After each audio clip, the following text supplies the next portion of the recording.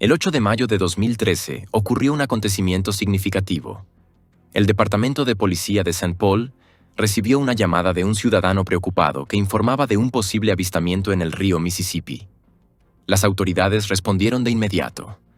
La operación de recuperación se llevó a cabo con gran cuidado y profesionalismo. La persona fue luego trasladada a la instalación correspondiente para un examen adicional. Los especialistas forenses utilizaron los registros disponibles, incluidas comparaciones dentales, para confirmar la identidad de la persona. Los resultados no dejaron lugar a dudas. Se trataba de Kyra Steger. Para su familia, que había mantenido la esperanza durante semanas de incertidumbre, fue una conclusión desgarradora. Debido a las largas búsquedas, los médicos forenses no pudieron determinar una causa definitiva de la muerte. Queridos espectadores, en este canal descubrirán las historias de crímenes más impactantes, reales y estremecedoras. Si no quieren perderse ningún caso, suscríbanse ahora y no olviden dejar su me gusta. Su apoyo nos ayuda a seguir contando la verdad. En este documental, exploramos la historia real de Kyra Steger, quien nació el 19 de noviembre de 1982 en el tranquilo suburbio de Des Plaines, Illinois, una comunidad situada justo a las afueras de Chicago. Fue recibida en el mundo por sus amorosos padres, Marcy y Jay Steger, quienes siempre describirían a su hija como vibrante, compasiva y llena de vida. Desde una edad temprana, Kyra exhibió un carisma natural y una profunda empatía que la hicieron muy querida entre su familia, amigos y compañeros. Su amabilidad, determinación y espíritu positivo la moldearon en una mujer que destacaba donde quiera que fuera. Quienes la conocieron comentaban a menudo su rara habilidad para hacer que las personas se sintieran vistas y valoradas, señalando con frecuencia el potencial en otros que ellos mismos ni siquiera habían notado. Kyra eventualmente se trasladó a Minnesota, donde encontró empleo en el Mall of America, uno de los centros comerciales más grandes e icónicos de los Estados Unidos. Allí trabajó diligentemente para 2 tiendas minoristas distintas, convirtiéndose en una colega confiable y respetada. Para Kyra, el lugar de trabajo no se trataba solo de tareas y responsabilidades.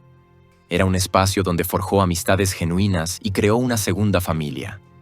Sus compañeros de trabajo no eran solo conocidos, eran figuras importantes en su vida diaria. Celebraban las victorias de unos y apoyaban a otros en los desafíos, creando un entorno en el que Kyra prosperaba tanto profesional como personalmente. Kyra era conocida por tener un agudo entendimiento de las personalidades de las personas.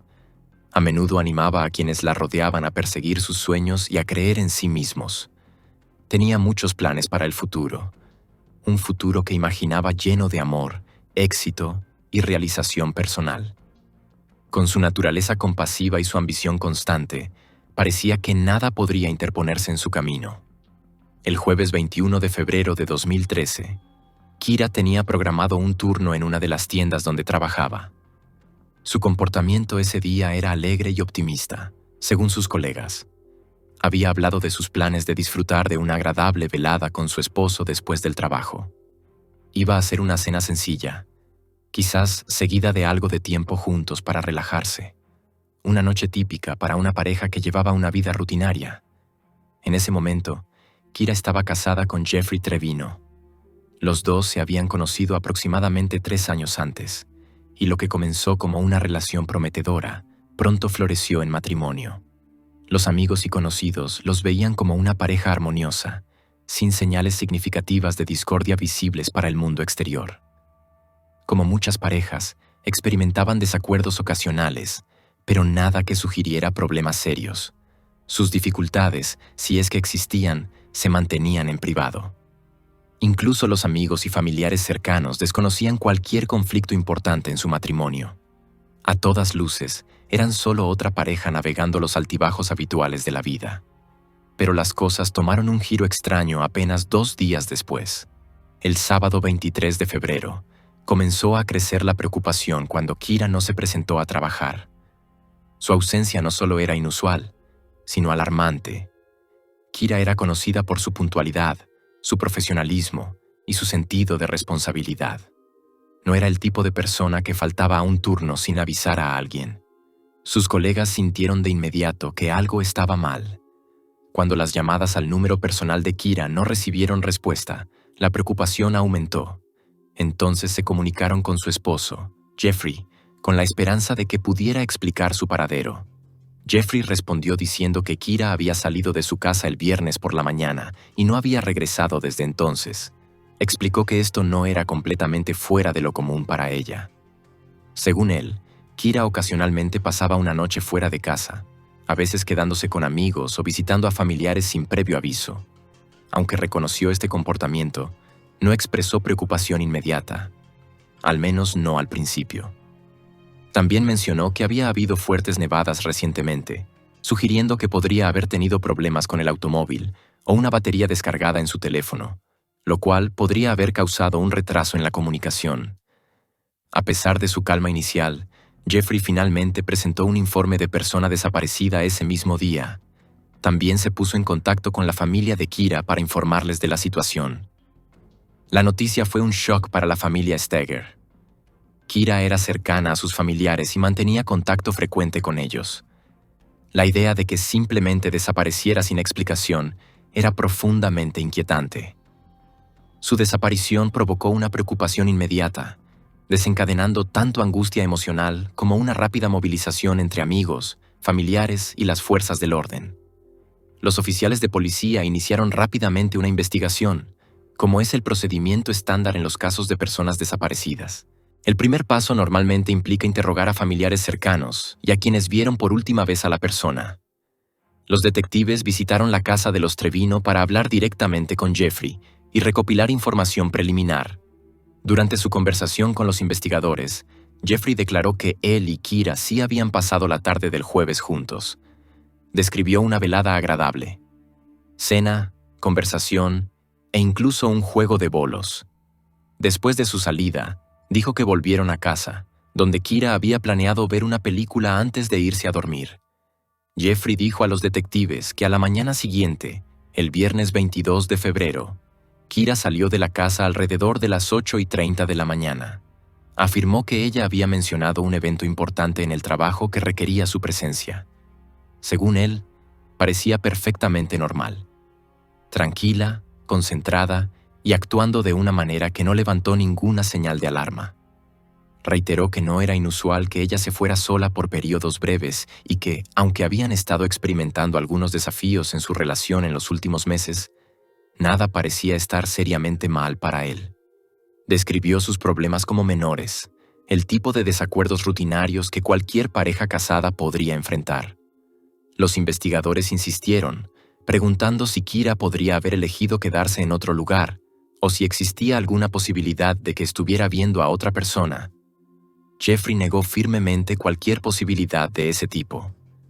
Explicó que ya había abordado esa pregunta con Kira en el pasado, y ella le había asegurado que no había nadie más.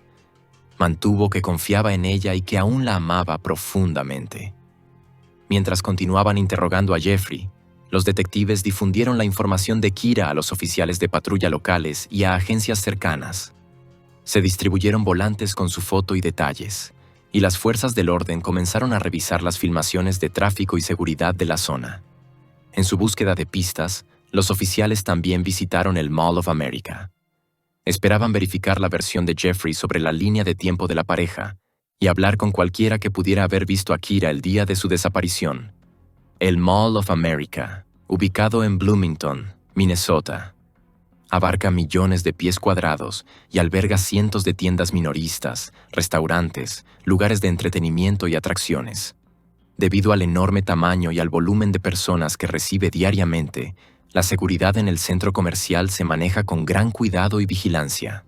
Naturalmente, el edificio está equipado con una extensa red de cámaras de vigilancia, colocadas estratégicamente tanto dentro como fuera, lo que garantiza que casi cada rincón esté monitoreado para la seguridad del público. Con esto en mente, los investigadores concentraron su atención en las grabaciones de vigilancia del 21 de febrero, la última fecha confirmada en que las personas cercanas a Kira Steger la habían visto. Revisaron cuidadosamente horas de grabaciones para identificar el momento en que terminó su turno. Como era de esperarse, Las cámaras mostraron a Kira saliendo de su lugar de trabajo según lo programado. Nada en su comportamiento parecía inusual o apresurado. Poco después, su esposo, Jeffrey Trevino, apareció en las grabaciones. El video mostraba a la pareja encontrándose en el centro comercial y pasando tiempo juntos en lo que parecía ser una tarde casual y ordinaria. No había signos visibles de angustia, desacuerdo o conflicto entre ellos. Caminaban tranquilamente por el complejo, dirigiéndose finalmente hacia el estacionamiento. Luego la pareja se marchó en su vehículo. Las grabaciones confirmaron la declaración inicial de Jeffrey. Todo parecía normal. Sin embargo, en situaciones que involucran a una persona desaparecida, la ausencia de actividad sospechosa no necesariamente brinda consuelo. A medida que las horas se convirtieron en días sin ninguna noticia de Kira, la ansiedad dentro de su familia aumentó rápidamente. El desgaste emocional era visible. El dolor de no saber dónde se encontraba, combinado con la sensación de impotencia, creó una atmósfera tortuosa. Cada día que pasaba sin nueva información traía un temor y una tristeza crecientes. El silencio era insoportable. Finalmente, abrumada por la preocupación y motivada por la necesidad de actuar, la familia de Kira tomó la decisión de viajar a Bloomington para unirse en persona a los esfuerzos de búsqueda. Una vez allí, se coordinaron con las autoridades, pero también iniciaron su propia campaña comunitaria para generar conciencia sobre la desaparición de Kira. Mandaron imprimir docenas de volantes de persona desaparecida, cada uno con la foto de Kira y detalles descriptivos. Estos fueron colocados en postes de luz, escaparates y tablones comunitarios.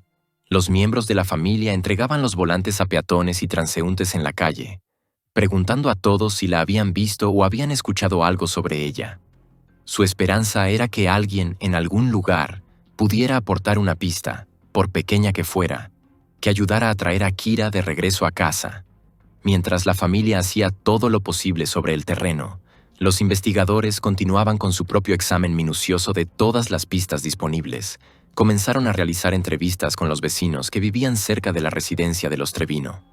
Durante este proceso, uno de los oficiales observó una cámara de seguridad residencial instalada en la casa de un vecino, cuya vivienda tenía vista aparte de la propiedad de los Trevino. La cámara no era estática. Tenía una función motorizada que le permitía rotar de lado a lado, cubriendo un amplio rango de ángulos. Los investigadores pidieron permiso al propietario para acceder a las grabaciones de esa cámara, con la esperanza de que pudiera proporcionar detalles no vistos anteriormente, quizás captando alguna actividad nocturna o movimiento inusual fuera de la casa. Simultáneamente, los investigadores recibieron los registros del teléfono móvil de Kira por parte de su proveedor de servicios. Estos registros digitales abrieron un nuevo capítulo en la investigación. Al revisar su historial de llamadas y mensajes, descubrieron que Kira había estado involucrada en una relación emocionalmente significativa con otra persona, además de su esposo. El nombre del hombre era Ryan Wendt, un conocido profesional que trabajaba como gerente para la misma cadena de tiendas que empleaba a Kira. Su conexión, según se supo, no era casual. La correspondencia entre Kira y Ryan era frecuente, profundamente personal, y se extendía por un periodo considerable de tiempo. Esta revelación añadió complejidad al caso e introdujo un posible nuevo ángulo para los investigadores. En el momento de la desaparición de Kira, Ryan estaba, según informes, en un viaje por carretera, conduciendo fuera del estado rumbo a Colorado. Dada la naturaleza de su relación con Kira y el momento de su viaje, las autoridades consideraron importante investigar más a fondo sus actividades. No estaba claro si su desplazamiento tenía algo que ver con la desaparición de Kira, pero el momento no podía descartarse de inmediato. Los investigadores necesitaban estar seguros. ¿Era su viaje una simple coincidencia o había algo más detrás? Se realizaron esfuerzos para localizar a Ryan Wendt y finalmente las autoridades lograron contactarlo mientras viajaba por Dakota del Sur. Él aceptó reunirse con las fuerzas del orden y respondió preguntas en Colorado, a donde había llegado. Durante esta entrevista, confirmó que había tenido su última comunicación con Kira mediante mensajes de texto mientras estaba en la carretera. Estos mensajes fueron intercambiados justo antes de que Kira fuera vista por última vez. Según los registros, su última interacción ocurrió mientras ella cenaba con su esposo, lo que indicaba que había mantenido contacto con Ryan durante sus últimas horas conocidas. Los investigadores revisaron los datos del teléfono de Ryan, incluyendo ubicaciones GPS vinculadas a torres celulares y transacciones con tarjetas de crédito, para verificar su paradero. Todo corroboraba su relato. Él estaba realmente lejos de Minnesota la noche del 21 de febrero. No había evidencia que lo situara cerca del lugar donde se encontraba Kira, y la actividad de su teléfono mostraba una ruta de viaje coherente fuera del estado. Como resultado, las autoridades descartaron oficialmente a Ryan Wendt de cualquier participación. Ya no era considerado sospechoso ni persona de interés. Aún así, un detalle clave persistía. La conversación por mensajes de texto entre Kira y Ryan había continuado hasta bien entrada la noche. Los registros mostraban que intercambiaron mensajes hasta aproximadamente las 11:44 de la noche del 21 de febrero. Después de eso, el teléfono de Kira quedó en silencio. No hubo más mensajes salientes, llamadas ni actividad en aplicaciones. Era como si el dispositivo simplemente hubiera dejado de funcionar o hubiera sido apagado por completo. Mientras se examinaba esa línea de tiempo, otro equipo de investigadores volvió a concentrarse en la grabación de vigilancia del vecino. La cámara giratoria ofrecía una amplia cobertura de la calle residencial donde vivían Kira y Jeffrey. Sin embargo, tenía una limitación notable. La rotación motorizada ocurría en intervalos bastante rápidos. Aunque esto permitía escanear un área extensa con rapidez, también significaba que cualquier evento sospechoso o fugaz podía perderse en un instante. Los investigadores tuvieron que ser extremadamente pacientes y meticulosos, pausando y revisando la grabación cuadro por cuadro con la esperanza de captar algo significativo.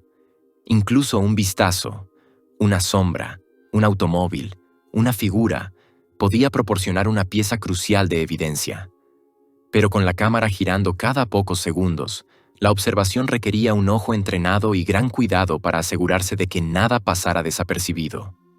Durante uno de esos breves barridos, la lente logró captar una vista parcial de la casa durante unos pocos segundos, antes de continuar su rotación programada hacia la derecha, dejando a los investigadores con datos visuales muy limitados.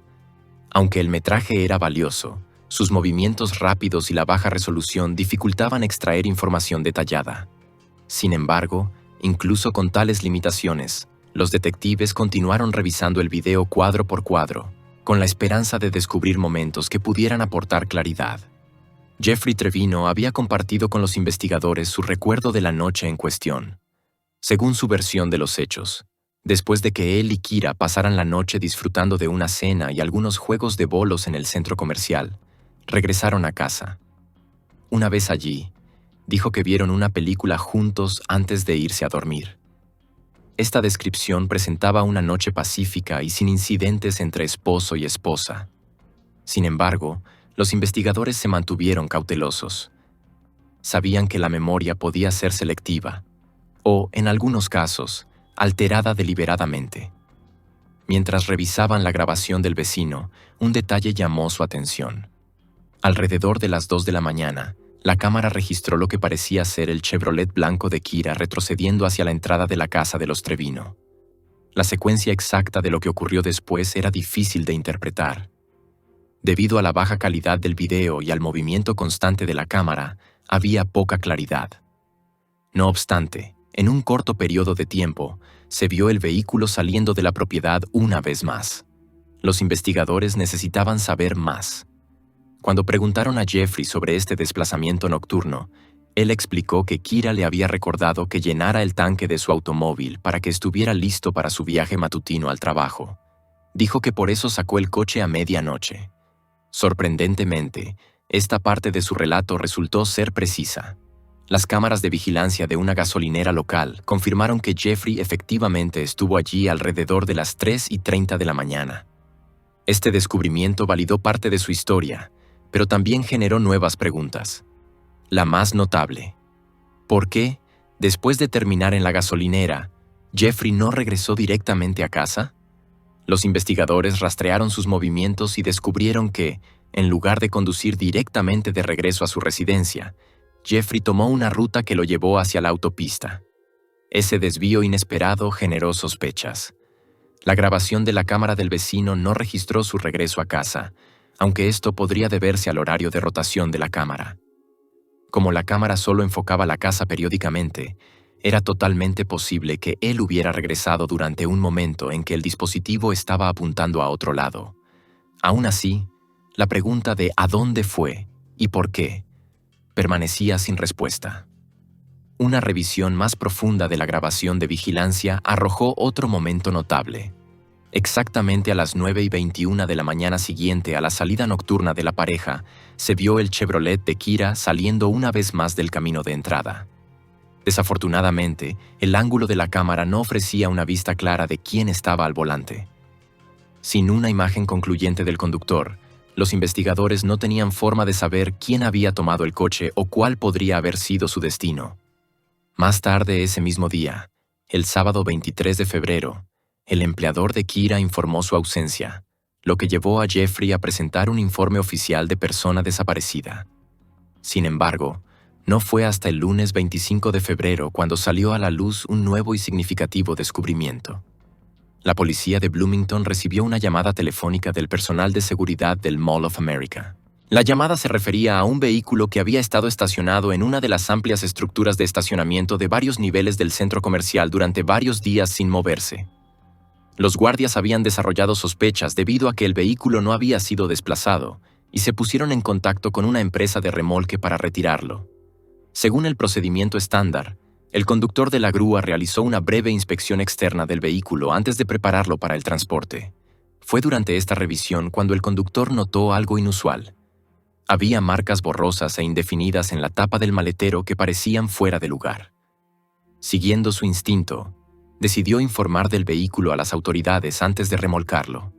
Los oficiales que respondieron confirmaron pronto que el automóvil estaba registrado a nombre de Kira Steger.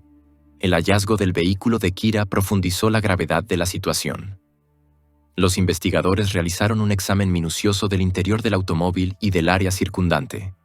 Dentro del vehículo encontraron el bolso de Kira. Entre sus contenidos había documentos impresos, formularios de divorcio, aparentemente descargados de una fuente en línea.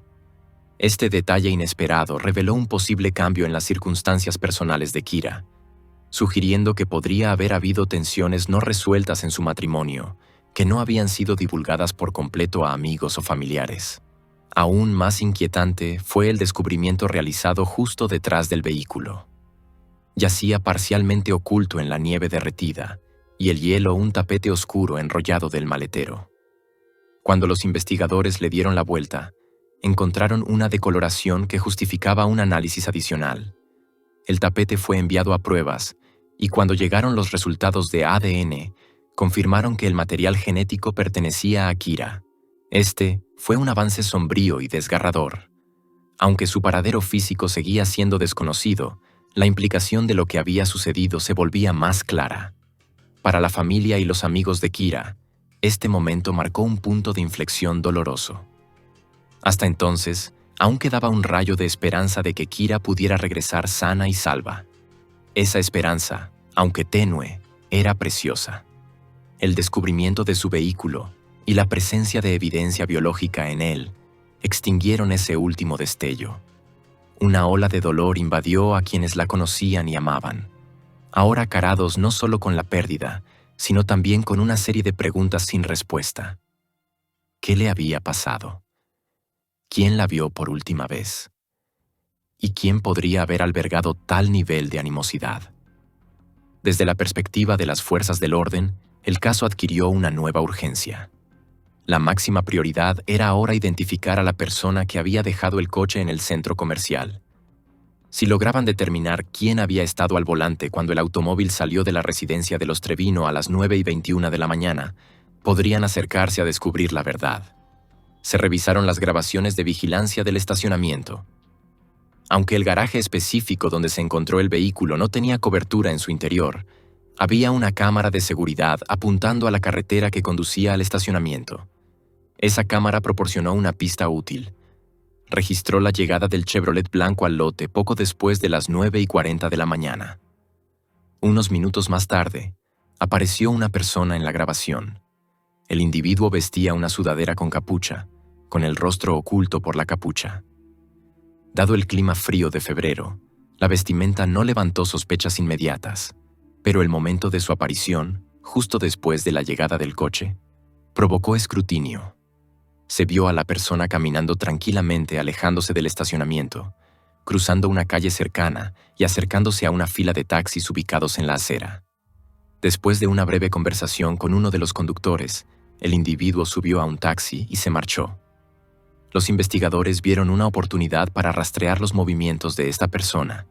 Si podían determinar qué compañía operaba el taxi, podrían identificar al conductor, confirmar dónde había dejado al pasajero y, potencialmente, descubrir la identidad de la persona que había estado por última vez con el vehículo de Kira.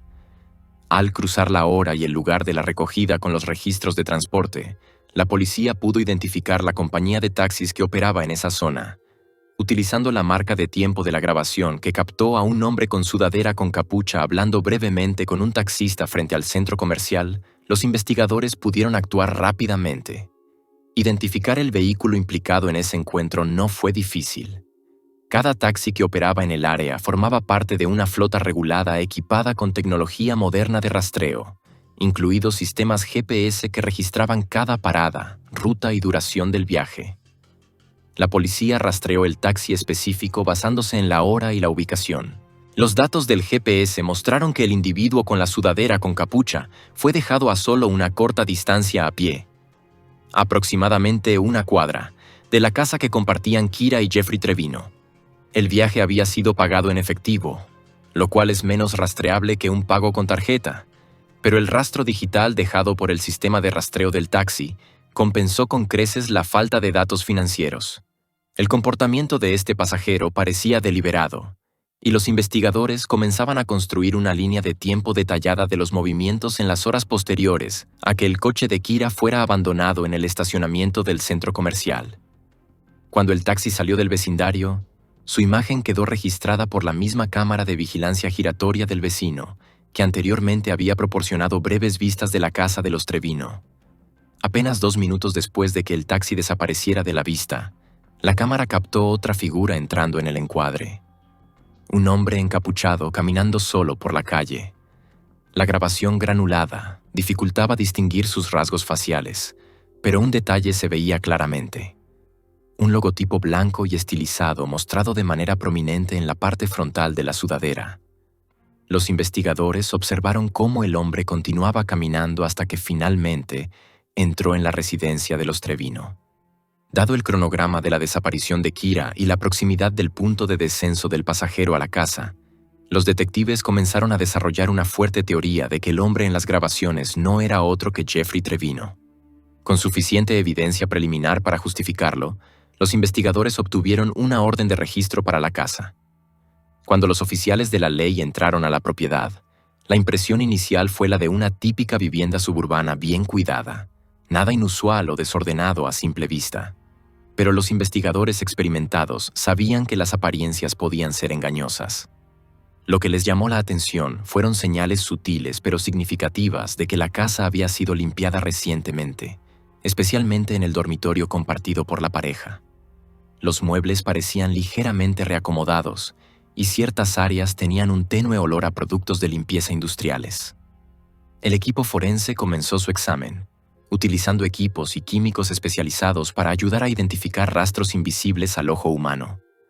Cuando aplicaron luminol al piso del dormitorio, los resultados fueron llamativos. El químico reaccionó intensamente, haciendo que áreas de la alfombra emitieran un brillo azul brillante. Evidencia de que el ADN había sido limpiado o restregado recientemente.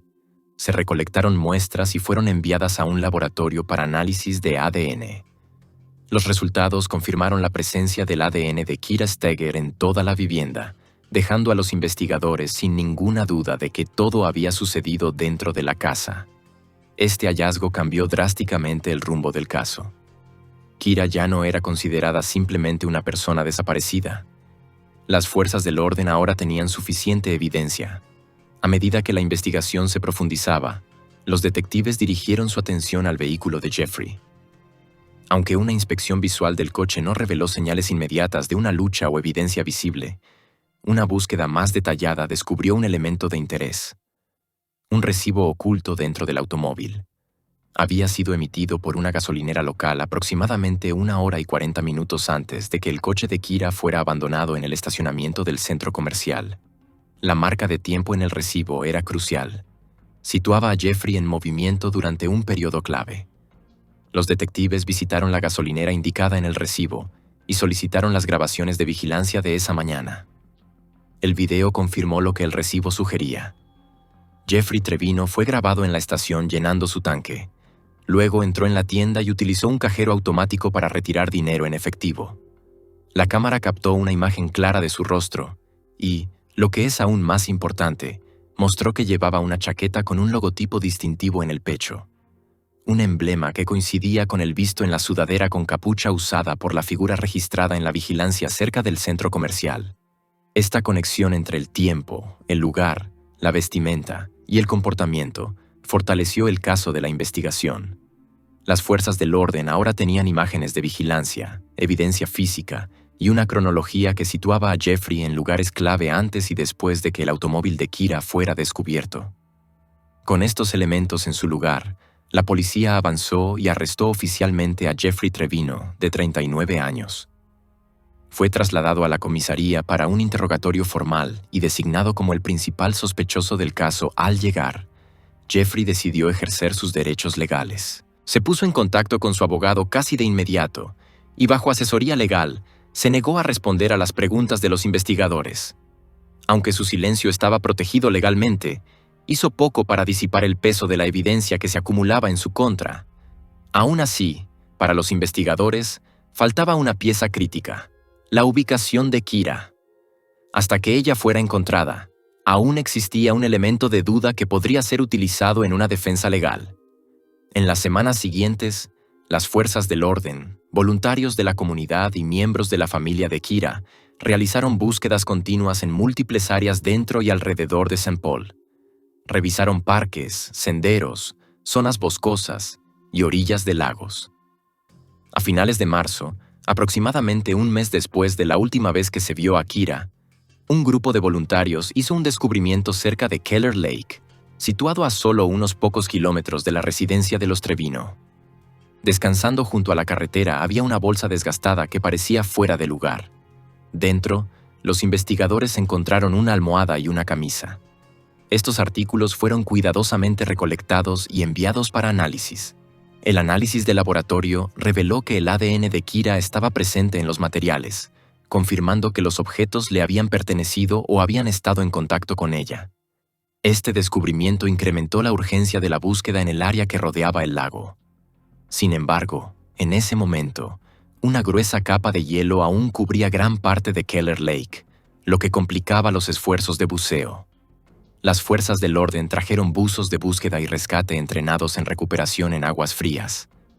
A pesar de sus esfuerzos, la búsqueda subacuática no arrojó resultados.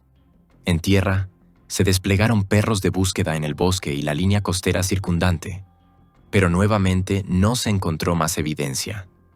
No fue hasta el 8 de mayo de 2013, 2 meses y medio después de la desaparición de Kira, cuando ocurrió un gran avance.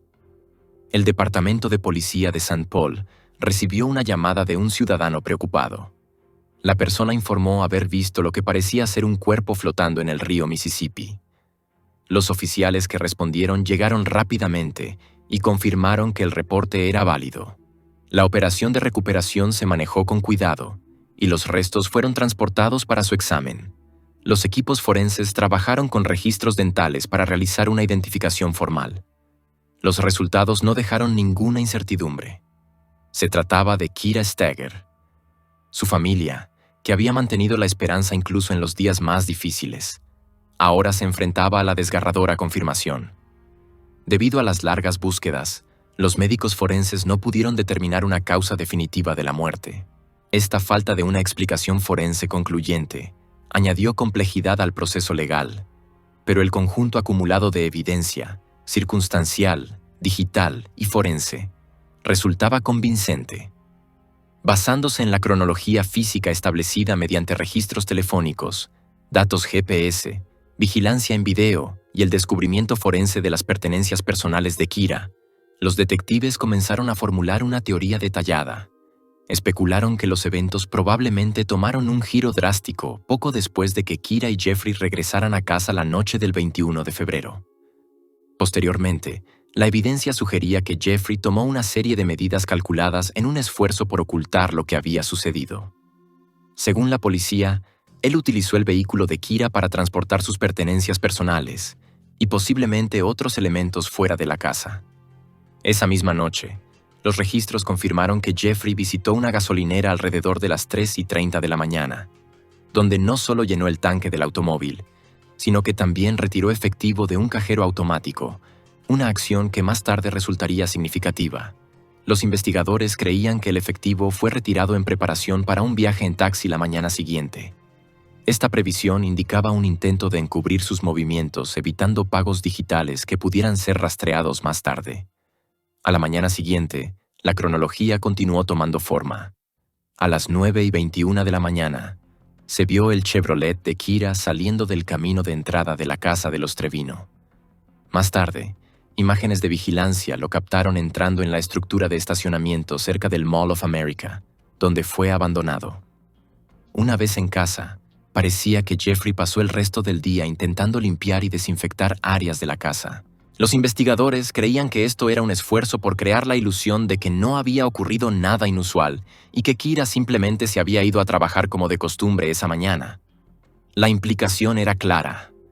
Jeffrey esperaba construir una narrativa en la que Kira se había ido por su cuenta, sin regresar jamás, con su vehículo dejado en su lugar de trabajo para respaldar la historia.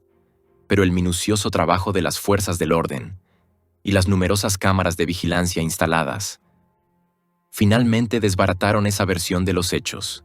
Cuando el caso llegó a juicio en el otoño de 2013, la Fiscalía había construido un caso convincente basado en datos de vigilancia, forense digital, evidencia de ADN y patrones de comportamiento. En octubre de 2013, después de una cuidadosa deliberación, el jurado presentó un veredicto. Jeffrey Trevino, entonces de 39 años, fue declarado culpable. Sin embargo, el jurado aceptó el argumento de la defensa de que sus acciones no fueron de naturaleza premeditada. El juez Leonardo Castro anunció la sentencia formal. Jeffrey Trevino fue condenado a 27 años y medio de prisión. Según la ley de Minnesota, Trevino sería elegible para libertad supervisada después de cumplir una parte de su sentencia. Según los cálculos actuales, su primera posible fecha de elegibilidad para libertad condicional sería en algún momento del año 2031.